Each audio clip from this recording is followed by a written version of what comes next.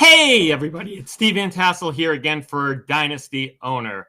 And we have a new, I have a new article out this week, which you may have already seen, and here's the video to accompany it.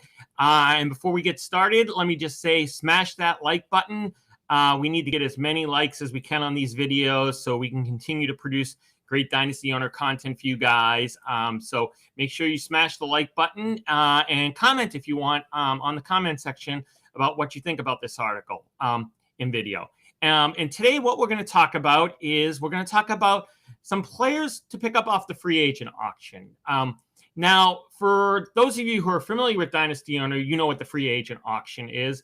But some of you are new. Maybe you had your startup draft already, and you're not too familiar with what the free agent auction is. So we're going to talk about that and how, and we're going to try to help you figure out some guys who you might be able to get, especially guys who aren't really that costly and are available in a lot of leagues. So without further ado, we're going to talk about those players. We're going to talk about those players to pick up off the free agent auction. So the first thing we're going to notice is that we've got, so what is the free agent auction? As I said, it's not a traditional waiver system. What happens, a traditional waiver system, the guys are there, people are there, and you bid free agent dollars on it on a lot of leagues, or you just pick up whoever the first person is to pick up a person. Dynasty Owner's not that way.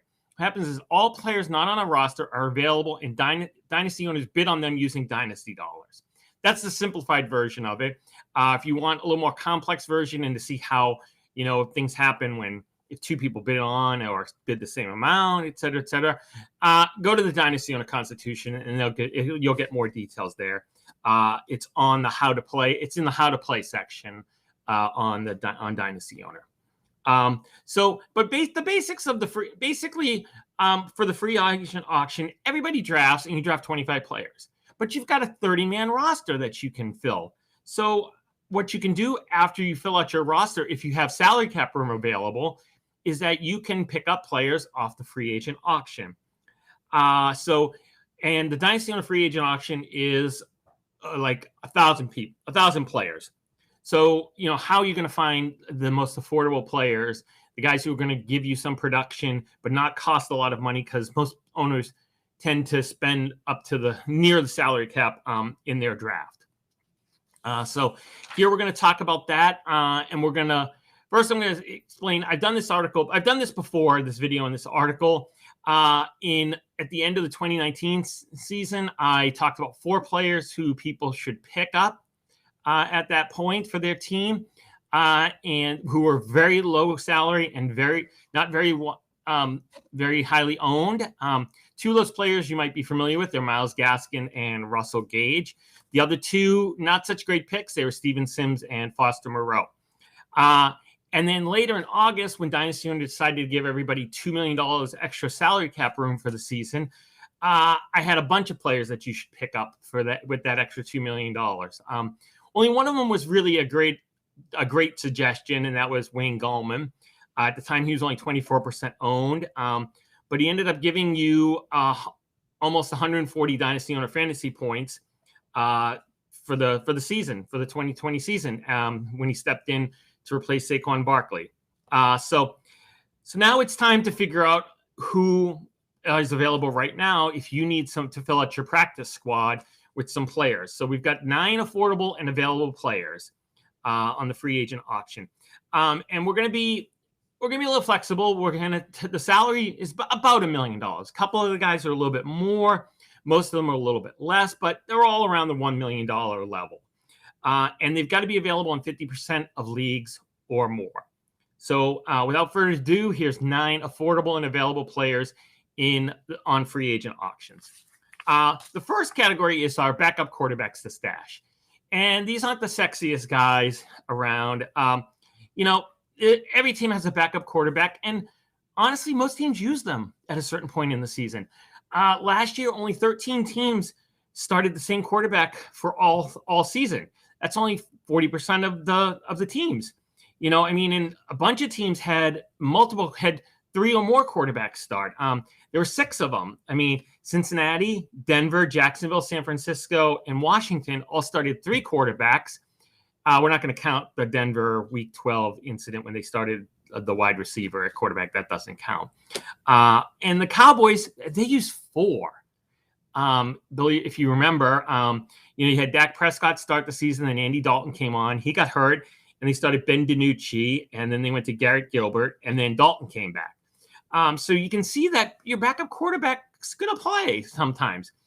So these are 3 guys who you might want to stash because they're all under $1 million, and they're all very little owned.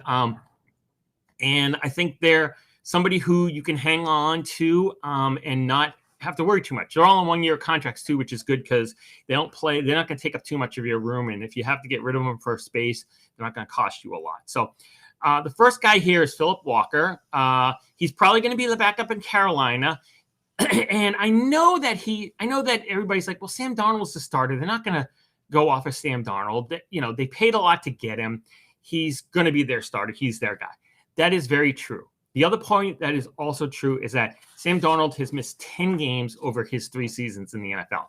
So more likely than not, somebody else is going to take snaps under center for the Carolina Panthers. And that guy is probably going to be Philip Walker. And he's available in almost 90% of leagues, and he's costing you only $782,500. The second guy is Nick Mullins. And while he's possibly going to be the 3rd quarterback in Philadelphia, he's the more affordable option of the 2. The other one is Joe Flacco. He's available, but he's $3.5 million.